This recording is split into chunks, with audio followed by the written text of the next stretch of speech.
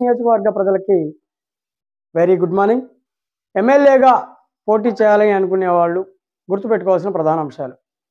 ఒక నియోజకవర్గానికి ఎమ్మెల్యేగా గెలవాలి అని అనుకునే వాళ్ళు ఎన్నికలకు ముందు ఎంతో బలంగా ఉండాలి. కొంతమంది అనుకుంటారు కేవలం డబ్బే నా బలం అని అనుకుంటారు. ఇంకొంతమంది కులం నా బలం అనుకుంటారు. మరి కొంతమంది పేరు ప్రఖ్యాతులే నా బలం అని అనుకుంటారు. నిజానికి ఇవన్నీ బలాలే. కేవలం ఈ 3 బలాలతోనే గెలుపు సాధ్యమవుతుందా అంటే సాధ్యం కాదు. బలమైన స్కిల్స్ ఉండాలి, బలమైన నాయకత్వ లక్షణాలు ఉండాలి. అప్పుడు మాత్రమే గెలుపు సాధ్యమవుతుంది.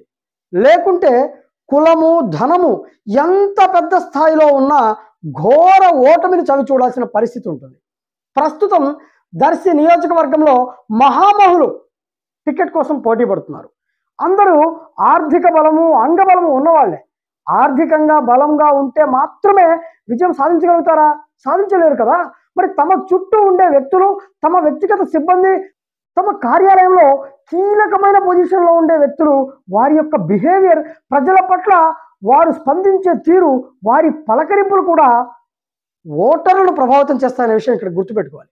ఉదాహరణకి నేరుగా ఎమ్మెల్యేలను కలవలేనటువంటి పరిస్థితిలో ఎమ్మెల్యేను కలవాలి అంటే వారి వ్యక్తిగత సిబ్బందిని కలవటం కోసం చాలా మంది వస్తుంటారు.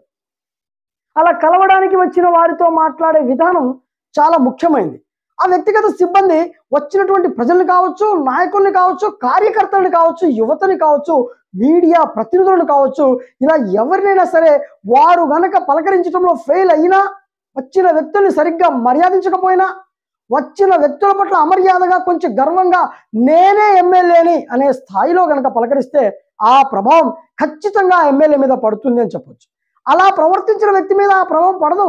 ఆ వ్యక్తి యొక్క ఎమ్మెల్యే మీద, ఆ వ్యక్తి యొక్క మాస్టర్ అయినటువంటి ఎమ్మెల్యే మీద ఆ ప్రభావం పడుతుంది. ఇలాంటి వ్యక్తుల పట్ల, ఇలాంటి వ్యక్తిగత సిబ్బంది పట్ల ఒక కన్నేసి వ్యక్తిగత సిబ్బంది నుంచి ఎలాంటి లోపాలు లేకుండా చూసుకున్న వాళ్ళే సమర్థవంతమైన నాయకుడు అవుతారు. అంతేకాదు స్వయంగా ఎమ్మెల్యే స్థాయిలో ఉన్న వ్యక్తి కూడా ప్రతి వ్యక్తి మీద పర్యవేక్షణ చూడాలి, పర్యవేక్షణ కలిగి ఉండాలి. ముఖ్యంగా మీడియా ప్రతినిధుల్ని బాగా పరిచయం చేసుకుంటే, మీడియా ప్రతినిధులతో బాగా సఖ్యతగా ఉంటే గెలుపుకి వారు మరింత సహకరించవచ్చు. ఇక్కడ బాగా గుర్తుపెట్టుకోవాల్సిన విషయం ఏంటి అంటే, కేవలం ఒక సామాజిక వర్గానికి చెందిన వారిని మాత్రమే మీడియా ప్రతినిధుల్ని కావచ్చు, కార్యకర్తల్ని కావచ్చు, గ్రామస్థాయి నాయకులు కావచ్చు, ఒక సామాజిక వర్గాన్ని మాత్రమే తీసుకుంటే, ముఖ్యంగా మీడియా వాళ్ళని కనుక ఒక సామాజిక వర్గం వారిని మాత్రమే దగ్గరికి తీసుకుంటే, వేరొక సామాజిక వర్గాన్ని దూరం పెడుతూ కనుక వస్తున్నట్లయితే ఇది ఖచ్చితంగా ప్రభావం చూపించేటటువంటి పరిస్థితులు అయితే కనిపిస్తున్నాయి.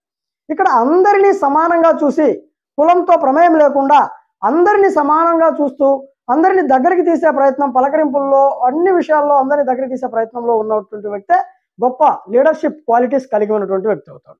అలాగే ప్రతి గ్రామంలో నుంచి యువకులని, యువ కార్యకర్తలని, ఆ యువకులలో కూడా ఉత్తమ లక్షణాలు ఉన్నటువంటి పౌరుల్ని, సమాజంలో మంచిని ప్రతిబింబించే నైపుణ్యం ఉన్నటువంటి వ్యక్తుల్ని గుర్తించి భుజం తట్టి, వెన్ను తట్టి వారిని ప్రోత్సహిస్తే, మీరు ప్రోత్సహించిన ప్రోత్సాహం వల్ల ఆ ఊరిలోని ఓటర్లని మీరు మంచి హృదయంతో గెలుచుకున్న నేత అవుతారు.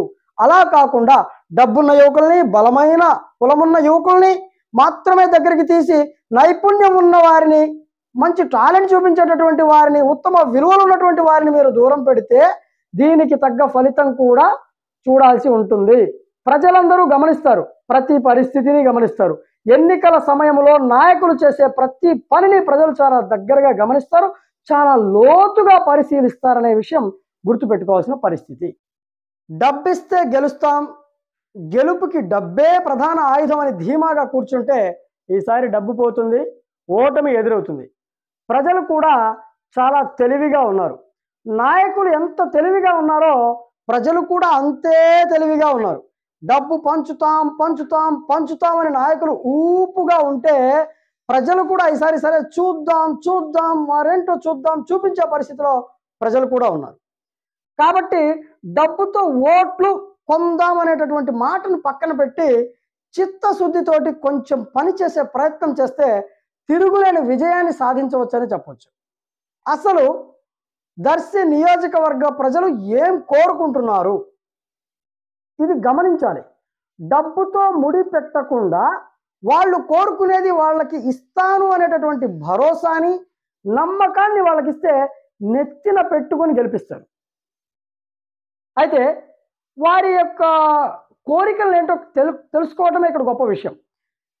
అలాంటి విషయాలకు వస్తే ప్రతి ఇంటికి ఒక నీటి కుళాయిని ఏర్పాటు చేసి తాగునీటి సరఫరా చేస్తే నియోజకవర్గ ప్రజలు మీరు ఇచ్చే డబ్బుకి 10 రెట్ల ఖుషిని వ్యక్తపరుస్తారు. అంత ఆనందంగా ఉంటారు. అలాగే నియోజకవర్గంలో ప్రభుత్వ పాఠశాలకు వెళ్ళేటటువంటి విద్యార్థులు బస్సులు లేక రోడ్డు మీద నిలబడి పడిగాపులు కాస్తూ ఉంటారు. లిఫ్ట్ కోసం ఎదురు చూస్తూ ఉంటారు ప్రభుత్వ బస్సులు లేక. ఇది ఒక పెద్ద సమస్య. ఇది ప్రధాన సమస్య.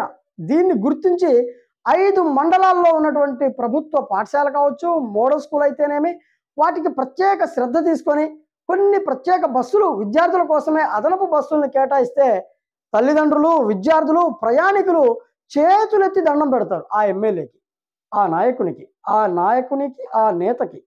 దర్శిలో ట్రాఫిక్ రోజు రోజుకి పెరిగిపోతుంది. చాలా ఎక్కువగా ట్రాఫిక్ పెరిగిపోతుంది. పెరిగిపోతున్న ట్రాఫిక్ సమస్యలను నివారించడానికి కొంత ప్రయత్నం చేసి, అలాగే పట్టణ అభివృద్ధిలో భాగంగా ఒక ప్రత్యేక ప్రదేశంలో వ్యాపార సముదాయాలు ఏర్పాటు చేసుకునే విధంగా వారికి ఒక అవకాశాన్ని కల్పించి వారికి మద్దతు ఇస్తే కొత్త ప్రాంతంలో వ్యాపార సముదాయాలు వెలుస్తాయి. ప్రధాన రహదారిలో రద్దీ తగ్గుతుంది. ఇలాంటి ఏర్పాటు చేస్తే దర్శి పట్టణ విస్తరణ కూడా సాధ్యమవుతుంది. ఫ్లైఓవర్ లాంటి ఆలోచన చేసి, కుదిరితే అద్దంకి రోడ్డు నుంచి పొదిలి రోడ్డు వైపు ఫ్లైఓవర్ వేసి ట్రాఫిక్ సమస్యలు నివారించగలిగితే అతను గొప్ప నాయకుడే. అలాగే దర్శిలో ఒక ఆర్టీసీ డిపో లేదు. గతంలో ఇక్కడ పనిచేసిన ఎమ్మెల్యే మంత్రిగా ఉన్నారు. రవాణా శాఖ మంత్రిగా ఉండి కూడా ఎన్నో వేల కోట్లతో దర్శిని చాలా గొప్పగా తీర్చిదిద్దారు ఆయన. రవాణా శాఖ మంత్రిగా ఉన్నారు. అయినా కూడా దర్శి నియోజకవర్గానికి ఒక ఆర్టీసీ డిపోను తెచ్చుకోలేకపోవడం దర్శి నియోజకవర్గ ప్రజల దురదృష్టం. ఈసారి దర్శికి వచ్చే ఎమ్మెల్యే కావచ్చు, దర్శికి నాయకుడుగా నేను రావాలనుకుంటున్న అభ్యర్థి కావచ్చు, దర్శికి ఆర్టీసీ డిపో తెచ్చి దర్శి అభివృద్ధికి నడుం బిగిస్తానంటే కాదనే ఓటర్ ఎవరైనా ఉన్నారా? డిగ్రీలు, పీజీలు చదువుకొని ఉద్యోగాలు లేక ఆర్థిక పరిస్థితి చితికిపోయి వ్యాపారాలు పెట్టుకోలేక 10,000కి 12,000కి అటెండర్గా, హెల్పర్గా, గుమాస్తాలుగా బ్రతుకు భారాన్ని మోస్తున్నారు దర్శి నియోజకవర్గంలోని యువకులు. ఇలాంటి నిరుద్యోగ యువతకి ఉపాధి కల్పించే దిశగా ఒక మంచి ఇండస్ట్రీ హబ్ని కానీ, సాఫ్ట్వేర్ సంస్థను కానీ దర్శికి తీసుకురాగలిగితే వీళ్ళు ఇచ్చే ఓటుకి 5,000, 10,000 ఏ మూలకు వస్తాయని ప్రజలు అనుకుంటూ ఉంటారు. ఇలా చెప్పుకుంటూ పోతే దర్శి నియోజకవర్గ ప్రజలకు ఏదో తాత్కాలికంగా ఒక పూటకో ఒక రోజుకో ఉపయోగపడే పనులు చేయటం కంటే కూడా శాశ్వతమైన ప్రయోజనాలు కలిగించే ఇలాంటి అవసరమైన, వినూత్నమైన, అందరికీ ఉపయోగపడే పనులను గుర్తించి ప్రజలకు అవి పూర్తి చేస్తామని మాటిచ్చి ఆ మాట మీద నిలబడి ప్రజలు మనసు దోచుకుంటే దర్శి నియోజకవర్గంలో ఒక్కసారి కాదు మళ్ళీ మళ్ళీ గెలిచే జన హృదయ నేతగా మీరు మారుతారు. ఓటర్లు ఎవరు డబ్బు ఇవ్వండి అని కోరుకోవట్లేదు. అభివృద్ధి చేస్తే చాలు, మీరిచ్చే 5,000, 10,000 ఒక నెల ఖర్చులకు కూడా మాకు రావని ఓటర్లు బహిరంగంగా మాట్లాడుకోవడం కూడా అందరూ చూస్తూనే ఉన్నాం.